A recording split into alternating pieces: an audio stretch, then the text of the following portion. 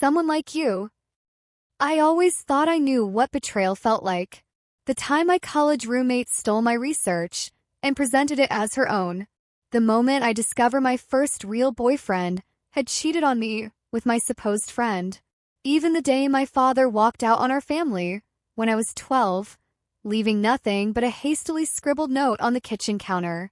But nothing, absolutely nothing, could have prepared me for standing in the doorway of my sister's apartment, watching my fiancé slide his hand up her thigh as they kissed like they were drowning and each other's lips were oxygen. 7 days before our wedding. 7 days. Everything moved in slow motion. The way Melissa's fingers tangled in Ryan's hair. My Ryan's hair. The way his body pressed against hers. The way neither of them noticed me standing there. Keys still dangling from my fingers. The takeout I brought for his sister lunch, growing cold in the bag clutched against my chest. My sister. My fiancé. The two people I trusted most in the world. I don't remember dropping the food. I don't remember the sound it made when it hit the floor. But I remember the look on their faces when they finally saw me. Surprise. Then horror. Then, was that relief? Like they were almost glad to be caught, to be freed from their secret. Eliza, wait. Ryan started, pulling away from Melissa, his face flushed. I didn't wait.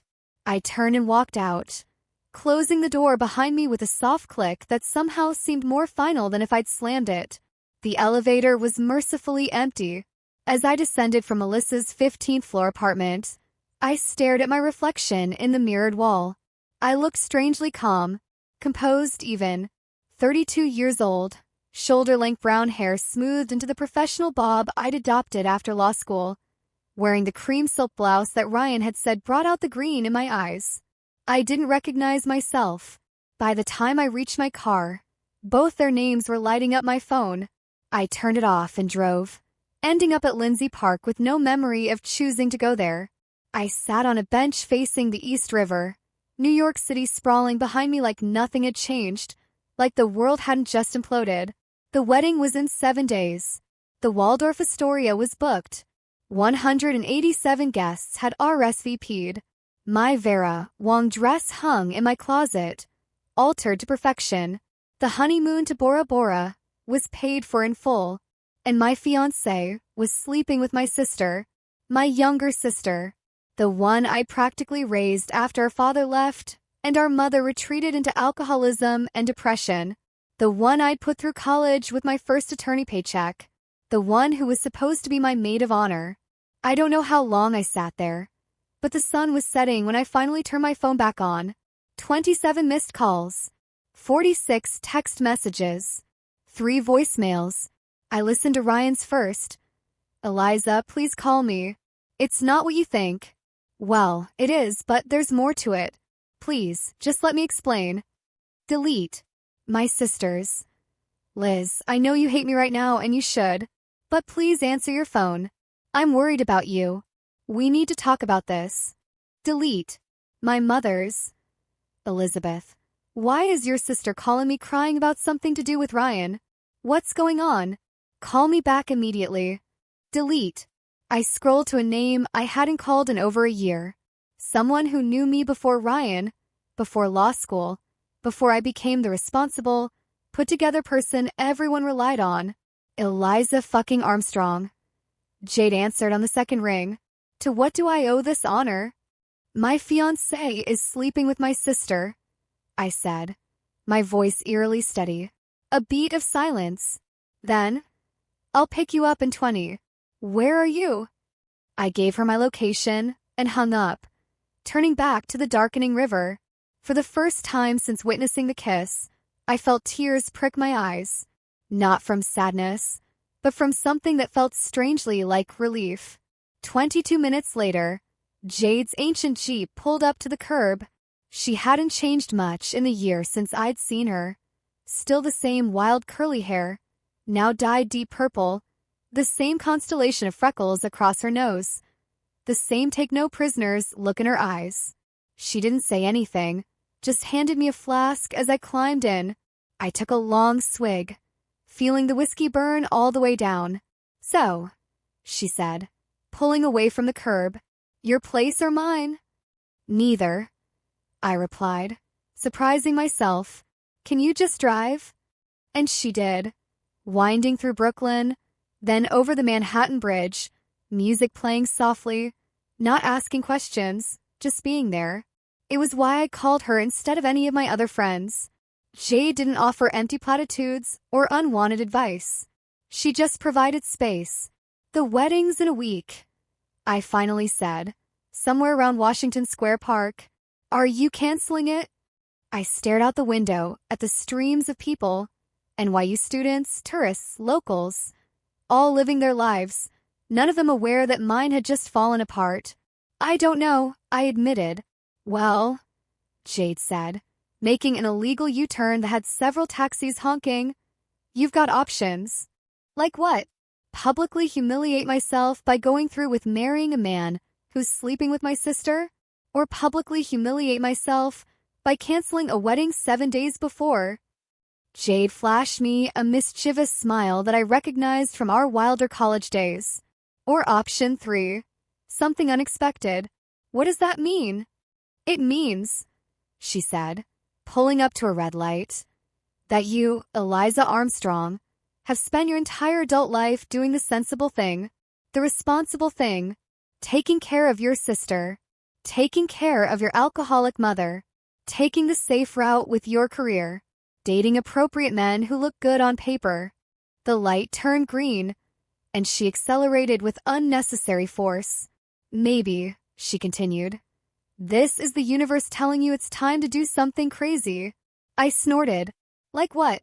Burn down the venue. Show up to the wedding and object to my own marriage. I don't know yet, Jade admitted, but we've got a week and an open road. I think better in motion. She reached over and squeezed my hand. When's the last time you did something completely unpredictable, Eliza? I couldn't remember. That's what I thought, she said, as if I'd answered aloud. So here's what we're going to do. We're going to my place, you go to pack a bag, and we're going to take a little road trip while you figure out exactly what kind of unexpected thing you want to do. For the first time since seeing Ryan and Melissa together, I felt a tiny flicker of something. Not happiness, certainly, but possibility. Okay, I said, let's do it. 3 hours later, we were heading north on I-87, the New York skyline receding in the rearview mirror. My phone continued to blow up with messages, which I silenced but couldn't bring myself to ignore completely. Ryan, please come home so we can talk about this. Melissa, I'm so sorry. I never meant for this to happen. Ryan again, it was a mistake. A horrible mistake. It didn't mean anything. My mother, Elizabeth, your sister, is distraught. Whatever happened, family comes first.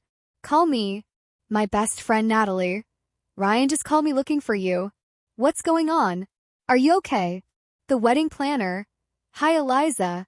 Just confirming our final walkthrough tomorrow at 2 p.m. Let me know if that still works. I turned my phone off again and rolled down the window, letting the cool night air whip around me. Jade had always been the impulsive one in our friendship, the one who'd convinced me to skip class to drive to the beach, the one who'd talked me into spontaneous road trips and ill-advised hookups, and staying up all night to watch the sunrise from the Brooklyn Bridge. Somewhere along the way, probably around the time my father left and my mother fell apart, I'd become the responsible one, the planner, the one who made sure bills were paid and futures were secured. Where are we going? I finally asked as we passed a sign for Albany. The Adirondacks, Jade said. My aunt has a cabin up there. No one's using it this week. You didn't even call to ask her? She grinned.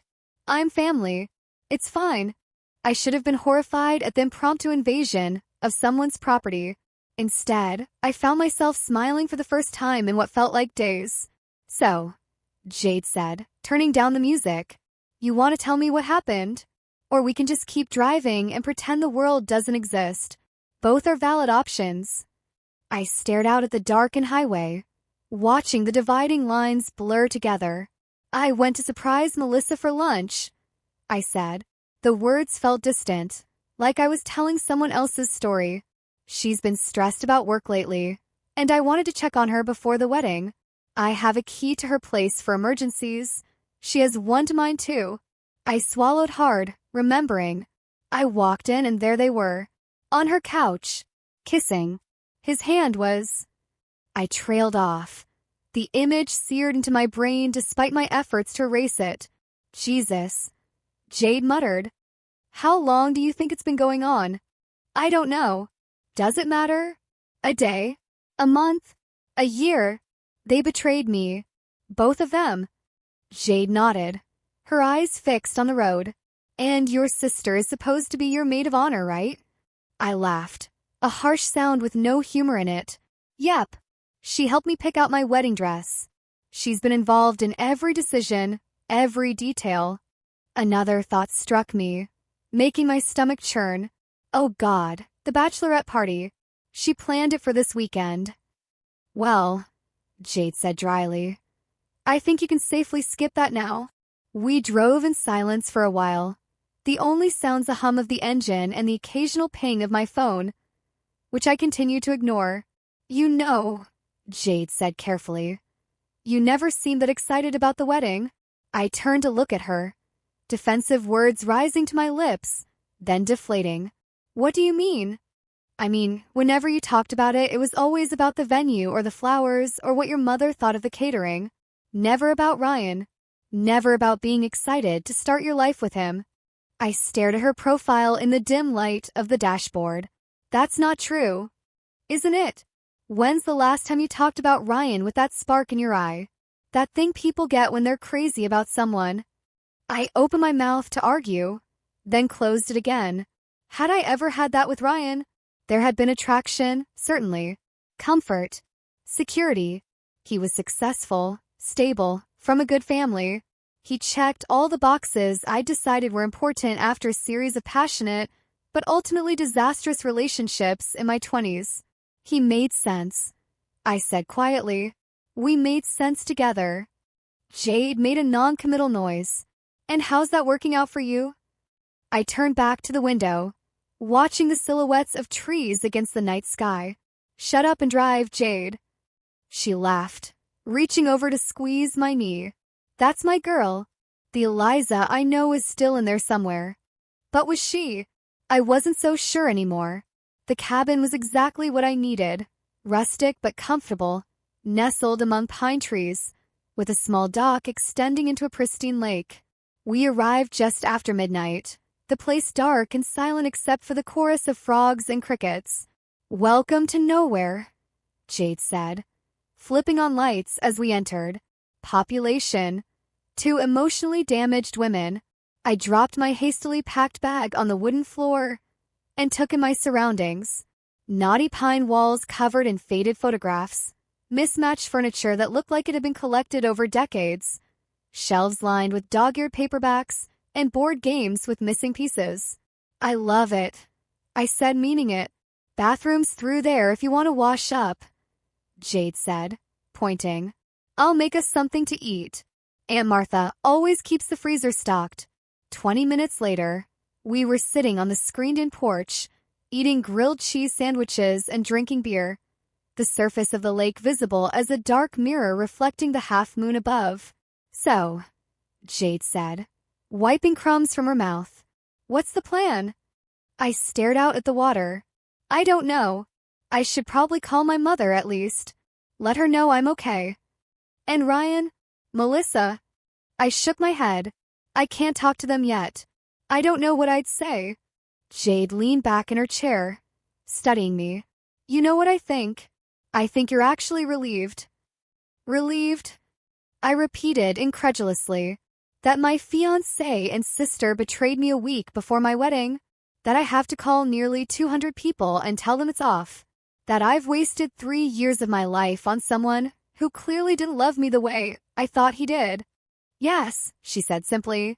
I think part of you is relieved that you now have an irrefutable reason not to go through with a wedding and a marriage that you weren't entirely sure about. I opened my mouth to deny it, then closed it again. Was there truth in what she was saying? Had I ignored doubts? pushed aside reservations because Ryan was, on paper, everything I should want. Maybe, I admitted, but that doesn't change the fact that they hurt me, that they went behind my back, that they... I broke off, the image of them together flashing in my mind again. My sister, Jade. My baby sister. I know, she said softly. That's the unforgivable part, isn't it? Not that Ryan cheated. Men cheat all the time, but that Melissa betrayed you. After everything you've done for her. I nodded, tears finally welling up, spilling over. Jade came to sit beside me, wrapping an arm around my shoulders as I broke down, really broke down, for the first time since the moment I'd witnessed the betrayal. Let it out, she murmured, stroking my hair. You're allowed to fall apart, Eliza. You don't have to be strong all the time. So I cried, ugly, heaving sobs that left me gasping for breath, dampening Jade's shirt with tears and probably mascara. I cried for the wedding that wouldn't happen, for the future I'd thought was secure, for the trust that had been shattered. But most of all, I cried for the relationship with my sister that would never be the same again. When I'd finally exhausted myself, Jade handed me another beer and said, "So about that unexpected thing?" I wiped my eyes, feeling strangely lighter. "I'm listening." "I think," she said, a gleam in her eye, "you should go through with the wedding." I nearly choked on my beer. "What? Not to marry Ryan," she clarified, "but to confront them. Both of them. Publicly. Let everyone see exactly who they really are." I stared at her, trying to picture it, walking down the aisle not as a bride, but as an avenging angel, exposing their betrayal in front of our friends, our family, our colleagues. It was tempting. So tempting. And yet, "No," I said slowly. "That's not right." "Too dramatic?" Jade asked, looking slightly disappointed. "Too predictable," I replied, surprising myself. It's what they'd expect, for me to either cancel everything or show up and make a scene. I took another sip of beer, an idea forming, but there is something else I could do. The next morning, I turned my phone back on to find 63 missed calls and over 100 text messages. I ignored them all except for one, to my mother, letting her know I was safe and needed time to think. Then I made 2 more calls, both unexpected. The first was to my boss at the law firm, requesting an emergency leave of absence for personal reasons. Curtis was surprisingly understanding, especially when I explained, in vague terms, that my wedding plans had hit a significant snag. The second call was to someone I hadn't spoken to in years. "Eliza."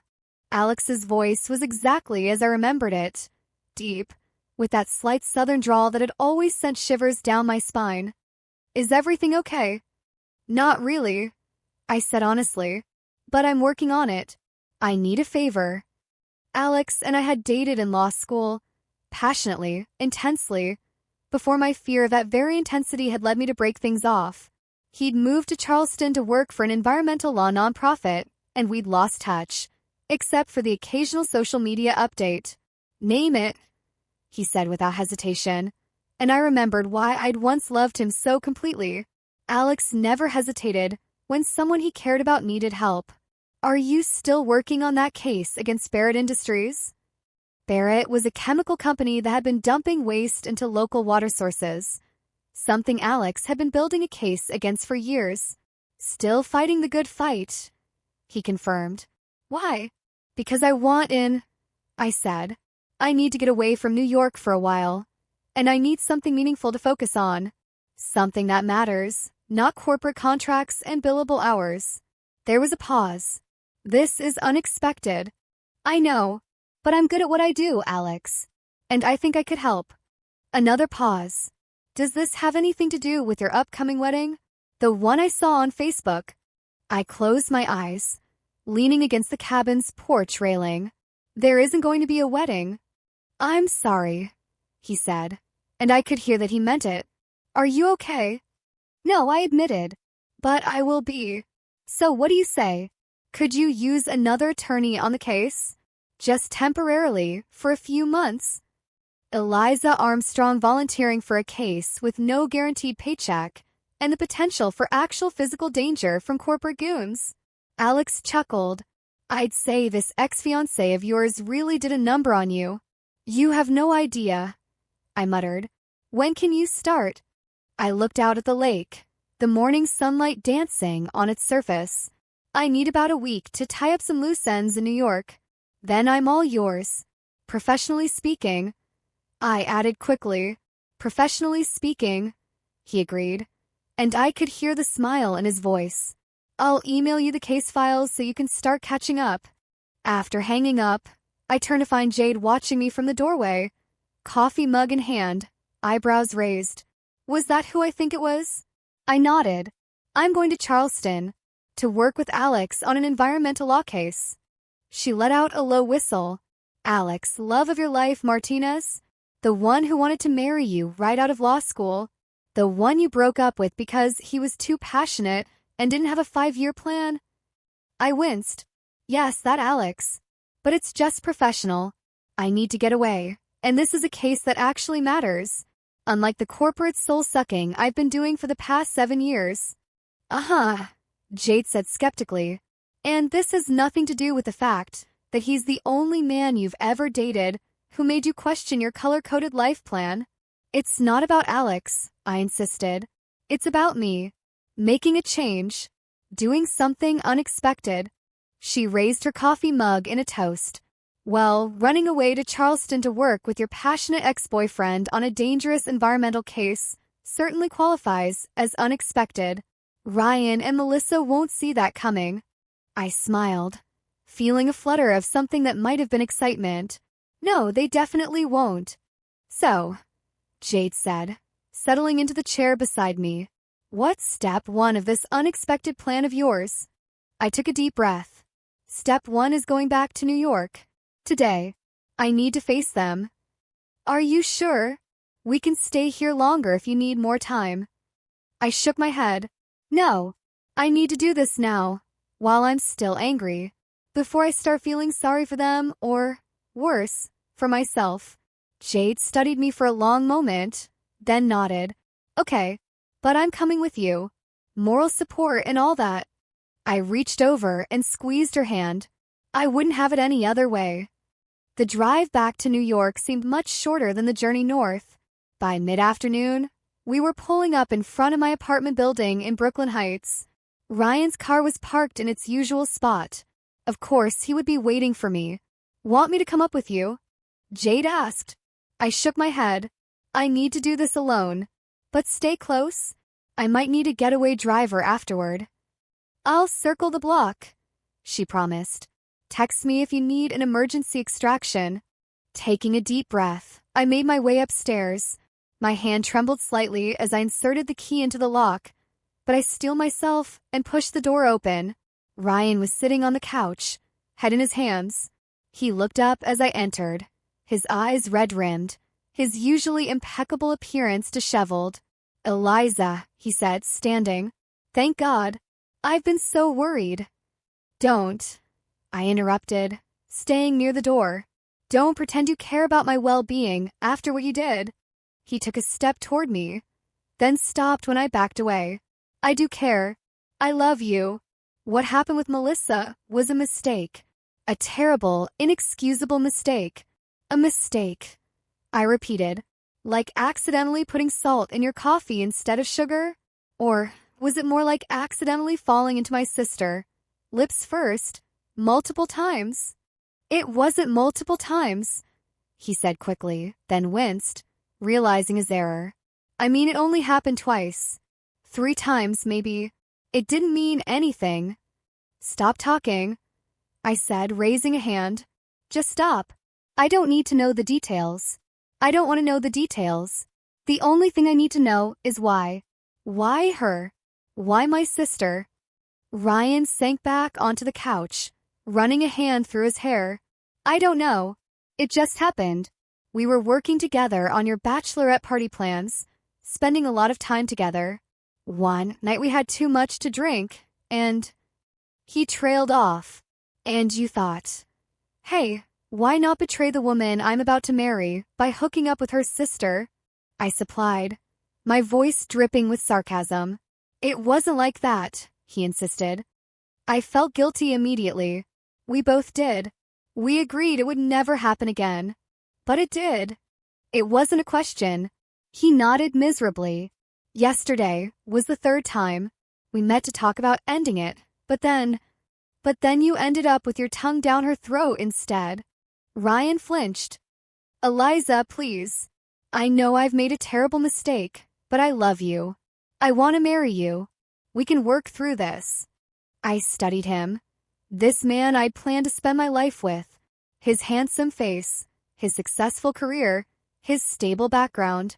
Everything I thought I wanted. No, I said simply. We can't. Please, just give me another chance. The wedding is off, Ryan, I said, feeling strangely calm. I've already called the venue and the vendors. I'm keeping the ring. Technically, it's a gift, and I think we can agree I've earned it after this humiliation. You can have the apartment. The lease is almost up anyway. He stared at me, his expression shifting from pleading to something harder. You've already called off the wedding? Without even talking to me first? I laughed incredulously. Did you expect me to go through with it after what I saw? I expected you to at least discuss it with me, he said, standing again. That's what couples do. They work through problems. Sleeping with my sister isn't a problem, Ryan. It's a deal breaker. People make mistakes, he insisted. If you really loved me, don't. I cut him off. Don't you dare try to make this about my feelings for you. This is about your actions, your choices. His face hardened. You know what? Maybe this is for the best. You've always been so rigid, so unwilling to forgive, so focused on your perfect plan for the perfect life. I felt a flicker of doubt. Was he right? Had my need for control, for stability, made me unforgiving, unloving? Then I remembered the look on his face when I caught him with Melissa. Not just shock, but relief. As if he'd wanted to be caught. As if part of him had been looking for a way out. You're right about one thing, I said quietly. This is for the best. For both of us. I'll be back tomorrow to pack my things. Please don't be here. I turned to leave, then paused with my hand on the doorknob. Oh, and Ryan? I took a job in Charleston. I'm leaving New York. So you and Melissa are free to continue whatever it is you started. Just do me a favor and wait until I'm gone to go public with it. The shock on his face was almost worth the pain of the past 24 hours. Almost. Charleston? But your job, your friends, your life is here. Not anymore, I said and walked out, closing the door firmly behind me. Jade was waiting at the curb, engine running. She took one look at my face and said, Your place or mine? Neither, I replied, buckling my seatbelt. Take me to the Waldorf Astoria. I have a wedding to unplan. The next person I needed to face was considerably more difficult. I'd asked Melissa to meet me at a small cafe in Park Slope, neutral territory far from either of our apartments. She was already there when I arrived, sitting at a corner table, nervously shredding a napkin. She looked up as I approached, her eyes, so similar to mine, filled with a mixture of fear and hope. Liz, she said, starting to stand. Thank you for meeting me. I've been so worried. Sit down, I said coldly. She sank back into her chair, the hope in her eyes dimming. I know there's nothing I can say to make this right. Then don't try, I interrupted, taking the seat across from her. I'm not here for apologies or explanations. I'm here to tell you that the wedding is off. I've taken a job in Charleston, and I'll be leaving New York next week. Melissa's eyes widened. Charleston?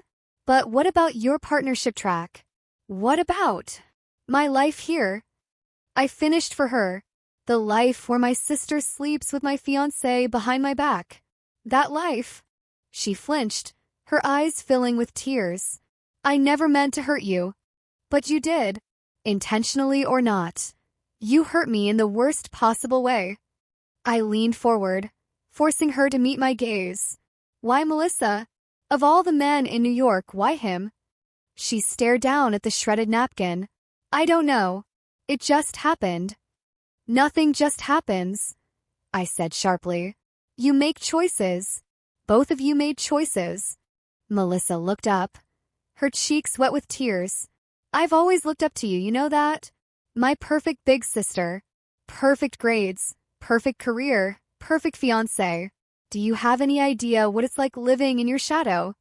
I stared at her, anger flaring. So this was what? Revenge? Taking something of mine because you've always felt second best? No, she exclaimed. It wasn't like that at all. It was, I don't know. Ryan and I started spending time together, planning your bachelorette party. We talk about you, about how amazing you are. And then somehow we started talking about ourselves, our own dreams and fears.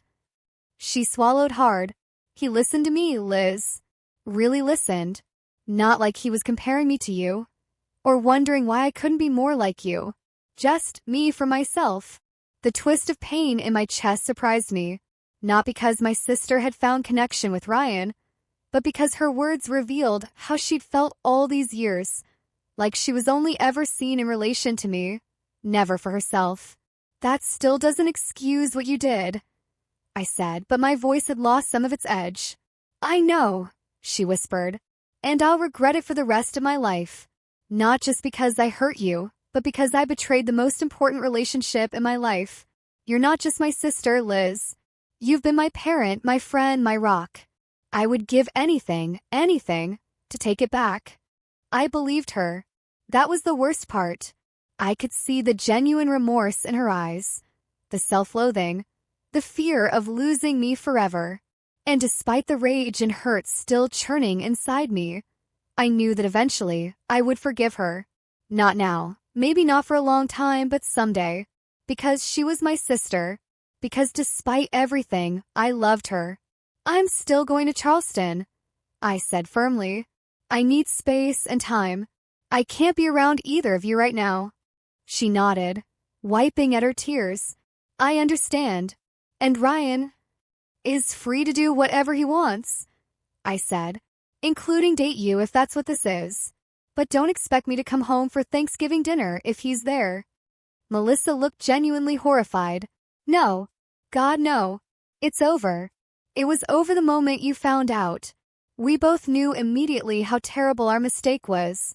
I wasn't entirely sure I believed that, but it didn't really matter anymore. My decision was made. When do you leave? She asked quietly. Sunday. I've called all the wedding guests myself, returned the gifts that had already arrived. I'd spent the previous evening making the most painful phone calls of my life, explaining to friends and family that the wedding was off, avoiding details, enduring their sympathy and surprise. Can I see you before you go? I hesitated, then nodded. Maybe. I'll let you know. As I stood to leave, Melissa reached for my hand. I let her take it, feeling the familiar warmth of her fingers against mine. I love you, Liz. I'm so sorry. I squeezed her hand once, then let go. I know, but sometimes sorry isn't enough.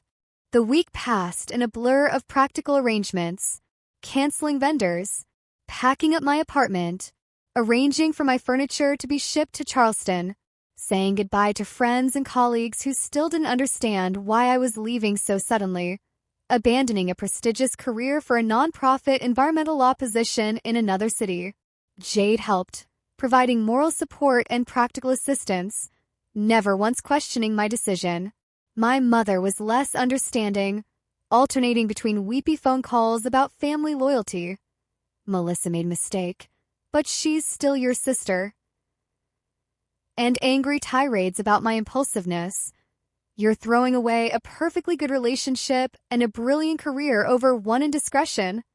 I let her vent, knowing she was more upset about the social embarrassment than about my actual happiness. My mother had always cared more about appearances than reality. The night before I was set to leave, I found myself alone in my half-packed apartment, surrounded by boxes and memories. My phone buzzed with a text from an unknown number. I heard you're leaving tomorrow. Can we meet one last time? I need to say goodbye properly. R. I stared at the message, considering. Part of me wanted to ignore it, to leave New York without ever seeing Ryan again. But another part, the part that had loved him for 3 years, needed closure. Central Park. Bethesda Fountain. 9 p.m. I texted back.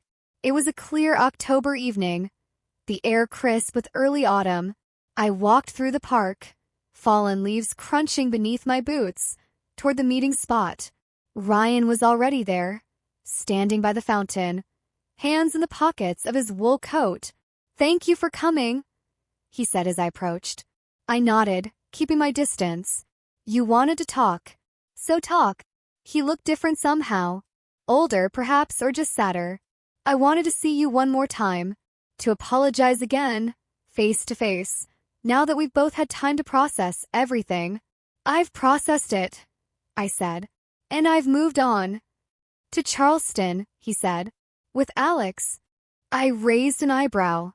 "How do you know about Alex?" "Melissa told me," she said. "He was your ex from law school. The one who wanted to marry you."